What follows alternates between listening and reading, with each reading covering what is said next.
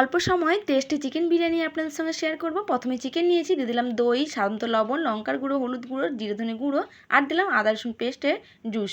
ভালো করে ম্যারিনেট করে আধ ঘন্টা রেখে দেবো। এবার প্রেসারে আলু দিয়ে জাফরান, স্বাদ মতো লবণ ও পরিমাণ মতো জল দিয়ে একটা সিটি তুলে নেব। এবার ভাতের জন্য জলটা বসিয়ে দিয়েছি, দিয়ে দিলাম স্বাদ মতো লবণ, গোটা গরম মশলা, তেজপাতা দিয়ে জলটা ফুটে উঠলে আধ ঘন্টা আগে ভিজিয়ে রাখা চাল দিয়ে 80% সেদ্ধ করে নেব। এবার কড়াইতে তেল গরম করে বেরেস্তা ভেজে নেব। ওই তেলের মধ্যে দিয়ে দেবো ম্যারিনেট করা চিকেনগুলো আমি ভেজে তুলে নেব। এবার আলু সেদ্ধ করা আলুগুলো প্রেসারের মধ্যে থেকে তুলে নিয়ে ওই জলের মধ্যে দিয়ে দেবো ভেজে রাখা চিকেন দিয়ে একটা সিটি তুলে নেব।